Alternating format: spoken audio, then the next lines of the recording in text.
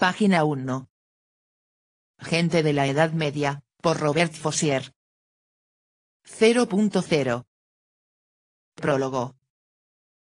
Nosotros, la gente de la Edad Media, sabemos todo eso, era lo que un autor del siglo pasado ponía en boca de uno de sus personajes. Esta frase burlesca tenía por objetivo hacer reír a las personas cultas pero, ¿y las demás? Es decir, aquellas para quienes la Edad Media es una inmensa planicie de límites indeterminados, por donde la memoria colectiva hace que pululen reyes, monjes, caballeros, mercaderes, entre una catedral y un castillo con torreón, todos inmersos, hombres y mujeres, en una atmósfera de violencia, piedad y fiestas, una atmósfera oscurantista. Todos aquellos que reconocen el terreno ante nuestros ojos, políticos, periodistas y gente de los medios de comunicación, suelen, en general desde la ignorancia, proferir juicios perentorios y apresurados basándose en esta idea.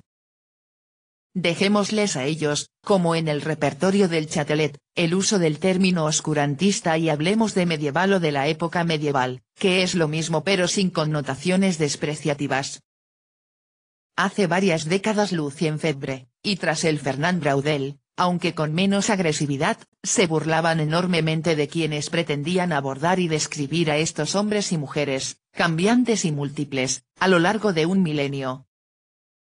Reconocían, como ya había establecido de una vez por todas Marc Bloch, que el campo de la historia era la condición humana, el hombre o los hombres en sociedad, pero consideraban que era pura ficción buscar un prototipo inmutable a lo largo de tanto tiempo y que no existía el hombre medieval. Sin embargo, este fue el título que Jacques Le Goff dio, hace 20 años, a un ensayo que acometió junto a 10 académicos prestigiosos. Pero supo evitar caer en la generalización de un modelo al decidir pasar revista, como si de una galería se tratase, a simples tipos sociales, el monje, el guerrero, el habitante de la ciudad, el hombre del campo, el intelectual, el artista, el comerciante, el santo, el marginado. Y la mujer y su familia. Estos retratos extraían su arte y color de todo aquello que aportaban lo económico y lo social, las gestas y lo imaginario, los sistemas de representación y el contexto. De ahí se obtenía una tipología medieval encuadrada en marcos específicos, accesibles a estos seres modernos que somos, de elementos que permitirían también comprender un poco problemas que nos acosan en la actualidad. Esa no es mi manera de enfocarlo. Además, ¿por qué dar continuidad o incluso retomar este cuadro, ofreciendo otros tipos de hombres o aportando matices y novedades? Un trabajo de este tipo, sector por sector, sería interminable, pesado y poco provechoso, además, iría mucho más allá de mi capacidad. En cambio, me llama la atención que, en este trabajo o en otros más modestos, se hace evidente, aunque los investigadores no parezcan sorprenderse con ello, que todos estos hombres, sea cual sea su origen, comían, dormían, caminaban, defecaban, copulaban e, incluso, pensaban de la misma manera que nosotros también comemos con los dedos, tapamos nuestro sexo, pero lo usamos de forma idéntica, nos protegemos como podemos de la lluvia, reímos o lanzamos gritos, y esto era así tanto en la época de Carlomagno como en la de San Luis o Napoleón. Por supuesto, sé perfectamente lo que representan los condicionamientos de la vida cotidiana o de una época, el peso del pensamiento o de la moda, pero, cuando lo contemplamos en la vida cotidiana, hoy como ayer, el ser humano no es más que un mamífero bípedo que necesita oxígeno, agua, calcio y proteínas para sobrevivir en la parte emergida de una bola de hierro y níquel, recubierta de agua salada en las 3/4 partes de su superficie y, en el resto, ocupada por un océano vegetal que pueblan miles de millones de otras especies. No es, en suma, más que un animal humano. Este animal es lo que me interesa, y Lucien Febvre se equivocaba al creer que 10 o 12 siglos podían cambiar todo esto. Puede que el lector, al leer estas palabras, que juzgará provocadoras, sienta cierta irritación, pero ese malestar que experimentará será un ejemplo estupendo de lo que digo. Esta reticencia, en efecto, mostraría que no es capaz de deshacerse de la idea fundamental en la que se apoya su reflexión: el hombre es un ser excepcional, porque es fruto de la voluntad del espíritu divino o, si se rechaza este postulado cómodo, porque es un animal dotado de cualidades superiores. Sin embargo, no ve que su vida siempre está amenazada por lo líquido, lo vegetal o lo animal que lo asedian, que está en lucha incesante para no perecer y que, quizá, en esa tan larga historia de nuestro planeta, su paso no signifique mucho más que el de los celacantos o los dinosaurios, de hace cientos de millones de años. Seamos, pues, más modestos y dejemos de examinarnos de manera complaciente.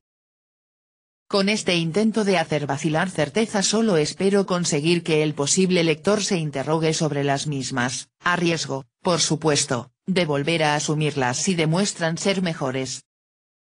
No oculto que este propósito contiene cierta debilidad. La principal es que tengo la obligación de enmarcar el ser, cuyo cuerpo, alma, cerebro y entorno voy a tratar de describir, en un contexto que corresponde al que me proporcionan mis fuentes, al menos aquellas que puedo dominar. No tengo capacidad para pretender describir en esta ocasión al campesino faraónico o al monje tibetano, ni tampoco al cortesano de Versalles o al minero de Germinal. El medioevo es la única época en la que me siento a gusto debido a mi profesión. Es cierto que he podido tratar sobre la infantería ateniense o los coraceros de Reichshofen, pero durante muy poco tiempo.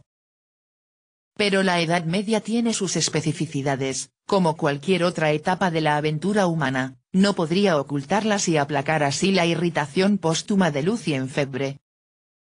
Además hay que saber a qué nos referimos con Edad Media, expresión universitaria que inventó Guizot o incluso Bossuet. Un periodo en el cual la economía y la sociedad presentaban unas características determinadas, el feudalismo de Marx. Pero, ¿de verdad, podemos hablar de lo feudal? ¿Una época en la que triunfaba un cristianismo militante y general? ¿Pero acaso el mal de los ardientes era efecto del Evangelio según San Juan? No hablemos más de ello, pues se trata de una discusión ociosa. Mi documentación y, de hecho, la mayoría de los trabajos de investigación que voy a utilizar, o a los que me encomiendo, se sitúan entre Carlomagno y Francisco y además me centro, como todos los demás y con los mismos argumentos cuestionables, en el periodo que va desde el siglo XII al siglo, caracterizado por los banquetes y los desfiles a lo medieval organizados por los municipios menesterosos. Y lo que es peor, la mayoría de los ejemplos que voy a seleccionar se sitúan en Francia, y más concretamente en el norte de Francia, porque lo conozco mejor. No me he decidido por esta opción para evitar críticas fáciles. El hombre del que voy a hablar no es ni caballero, ni monje, ni obispo, ni importante, ni siquiera burgués, comerciante, señor oculto.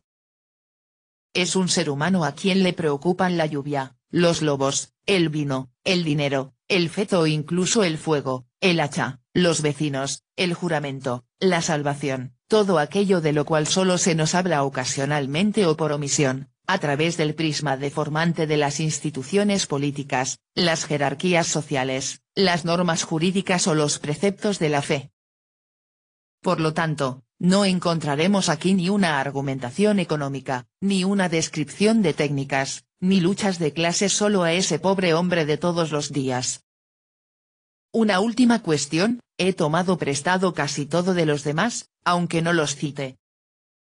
Pero, como se dice en los agradecimientos apresurados, ellos mismos se reconocerán. Aquí y allá he añadido algunas ideas de mi cosecha, sobre la importancia de lo que es natural y sobre la miseria del ser humano.